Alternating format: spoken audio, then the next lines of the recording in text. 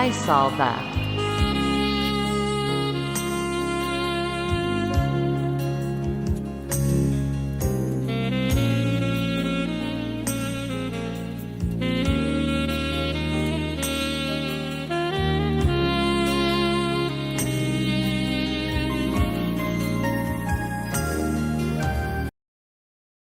Shalom, haleluya. Selamat pagi saudara-saudaraku yang terkasih di dalam Tuhan Yesus. Puji Tuhan, kembali pagi ini kita berjumpa melalui acara Renungan Harian Maisalva dari Gereja Bala Keselamatan Korps 4 Surabaya. Biarlah kita terus bersukacita mengucap syukur untuk berkat dan kasih setia Tuhan di dalam kehidupan kita. Pagi ini kita akan merenungkan bagian dari firman Tuhan dalam Matius 5 ayat yang ke-10, berbahagialah yang dianiaya dalam kebenaran. Sebelum kita merenungkan firman Tuhan ini, marilah kita satu di dalam doa. Selamat pagi Tuhan Yesus, terima kasih untuk pagi yang indah yang kembali Tuhan sudah sediakan bagi kami. Terima kasih Tuhan karena kami tahu bahwa hari ini Tuhan telah menyediakan berkat-berkat bagi kehidupan kami pribadi lepas pribadi. Sebelum kami memulai aktivitas kami Tuhan, kami mau datang pada Tuhan, kami mau mendengar firman Tuhan, merenungkan firman Tuhan. Ajar kami melalui apa yang hendak Tuhan ajarkan kepada kami. Beri kami hati yang terbuka untuk menerima kebenaran firman Tuhan. Terima kasih Tuhan. Di dalam nama Tuhan Yesus kami berdoa dan mengucap syukur. Amin. Saudaraku yang terkasih di dalam Tuhan, Matius pasal 5 ayat yang kelima berbunyi, berbahagialah orang yang dianiaya oleh sebab kebenaran, karena merekalah yang empunya kerajaan surga. Amin. Judul renungan kita hari ini, bahagia ketika dianiaya oleh sebab kebenaran.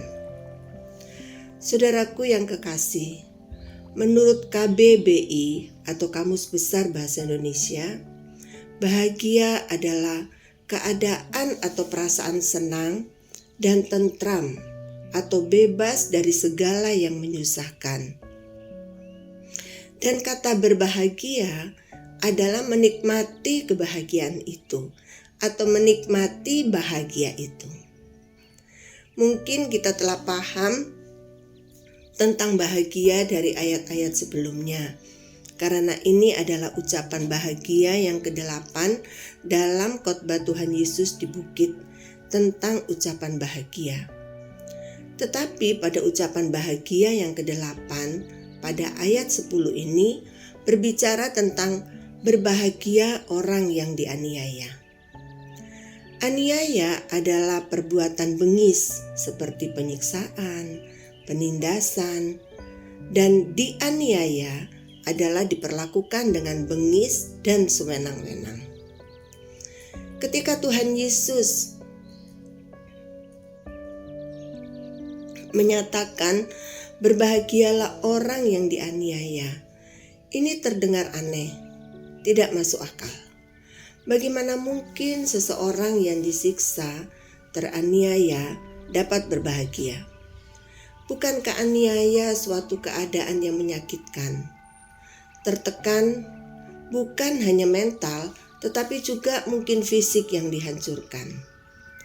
Bahkan aniaya yang Tuhan Yesus maksudkan untuk berbahagia di mana kita dianggap sebagai budak, tidak dianggap sebagai manusia oleh mereka yang menganiaya kita.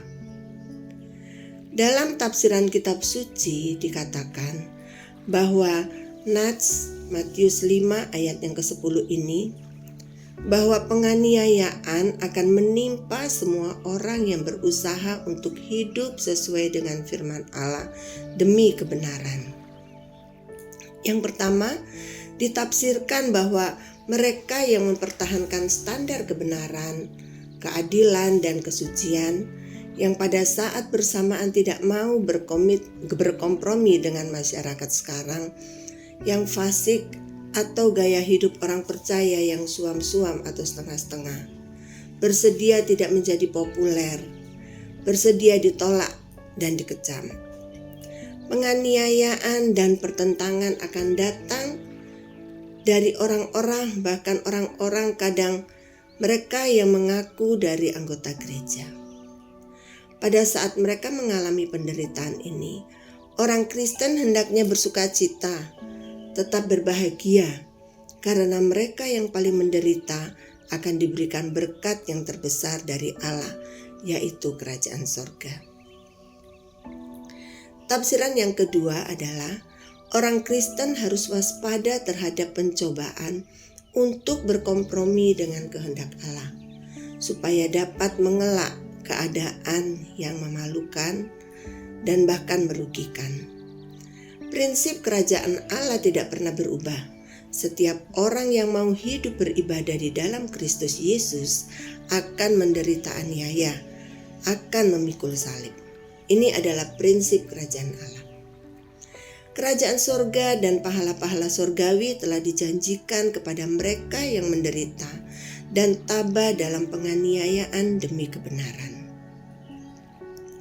Dari tafsiran tersebut jelas dikatakan, berbahagialah, bersukacitalah, atau diberkatilah orang yang menderita oleh sebab kebenaran. Mereka yang beruntung, merekalah yang menerima kerajaan surga. Dalam Lukas 6 juga disampaikan kebenaran yang sama dan lebih sederhana, namun dengan kata-kata yang sedikit berbeda. Lukas 6 ayat 22-23 berkata, berbahagialah kamu jika karena anak manusia orang membenci kamu, dan jika mereka mengucilkan kamu dan mencela kamu serta menolak namamu sebagai sesuatu yang jahat. Bersukacitalah pada waktu itu dan bergembiralah, sebab sesungguhnya upahmu besar di surga, karena secara demikian juga nenek moyang mereka telah memperlakukan para nabi. Saudaraku yang kekasih, kebenaran adalah keadaan yang cocok atau sesuai dengan keadaan yang sesungguhnya. Orang yang berdiri karena memegang teguh kebenaran kadang bisa menjadi sasaran aniaya. Memang tidak selalu, tetapi bisa jadi mereka sasaran orang-orang yang tidak suka dengan kebenaran. Orang-orang yang terusik kenyamanannya karena kebenaran yang dinyatakan orang lain. Biasanya mereka akan mengambil cara yang kasar untuk mengganti menerima kebenaran. Begitulah memang di dunia yang fana ini, di dunia yang semakin modern ini. Selama iblis masih diizinkan melakukan aktivitasnya oleh Tuhan, maka itu akan selalu ada dan itu akan selalu di antara orang-orang yang berusaha melakukan kebenaran. Mereka yang membenci kebenaran selalu ada, mencoba membungkam orang-orang benar dengan kekuatan otot, dengan kekerasan, dan dengan segala cara yang bisa mereka buat. Mereka mencari-cari kesalahan orang yang berkata dan bertindak benar, dan bahkan menganiaya mereka. Saudaraku, bahkan mungkin kita juga merasa dan bahkan mengalaminya. Kita merasa diisolir, kita didiskriminasi, kita ditolak karena kebenaran dan karena kepercayaan kita kepada Kristus. Mungkin kita sebagai karyawan, sebagai ibu rumah tangga, sebagai mahasiswa, kita ditolak, kita diperlakukan tidak adil, kita dianiaya mental dan harga diri kita karena kita berjalan dalam kebenaran. Matius 5 ayat 10 ini menguatkan kita, yaitu berkat bagi yang teraniaya karena kebenaran. Nasihat Tuhan Yesus adalah bergembira dan bersukacita bagi yang teraniaya karena kebenaran, karena pahala besar menanti mereka, yaitu memiliki kerajaan surga. Lewat penindasan, penderitaan, dan penganiayaan, maka tabiat Allah, karakter Allah dinyatakan dalam orang-orang pilihannya. Mengambil bagian dalam penderitaan Kristus berarti mempersiapkan akan mengambil bagian dalam kemuliaannya. Karena itu saudaraku yang terkasih, jangan takut menjadi orang benar yang terus terang menampilkan hidup benar dalam Yesus. Meskipun dapat menjadikan kita teraniaya, tetapi berkatnya jauh lebih besar, yaitu kerajaan surga dan hidup dalam kekekalan bersama Tuhan kita Yesus Kristus. Tuhan tidak pernah ingkar janji. Apa yang dikatakannya pasti digenapi, pasti diselesaikannya. Bila kita tetap setia, bertahan dalam penderitaan, bertahan dalam aniaya karena kebenaran, maka Allah akan memberikan kita hidup yang kekal. Amin. Tetap semangat dan berpengharapan dalam menjalani kehidupan ini. Semangat dalam kehidupan keseharian kita. Tuhan Yesus memberkati. Amin. Mari kita berdoa. Terima kasih Tuhan karena kami boleh belajar bahwa Tuhan merindukan, menginginkan kami sebagai anak-anak Tuhan untuk hidup dalam kebenaran. Secara manusia sulit memang Tuhan, tetapi mampukan kami. Tolong kami agar supaya kami berusaha dengan sungguh-sungguh untuk mempertahankan kebenaran yang kami miliki. Kebenaran bahwa Yesus Kristus adalah Tuhan dan Juru Selamat yang senantiasa mengasihi kehidupan kami, yang menyelamatkan kami dan telah menebus dosa-dosa kami.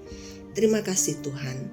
Pagi hari ini kami akan melakukan aktivitas kami Tuhan, tetapi kami bersyukur karena kami boleh menerima firman Tuhan yang sudah menguatkan kami pada saat kami berjalan, pada saat kami berada di antara orang-orang yang mungkin tidak menginginkan suatu kebenaran. Terima kasih Tuhan. Berkati keluarga kami, berkati pribadi kami lepas pribadi, pakai kehidupan kami untuk menjadi saluran berkat. Terima kasih Tuhan Yesus. Di dalam nama Tuhan Yesus, kami sudah berdoa dan mengucap syukur pada Bapa di surga. Amin. Tuhan memberkati.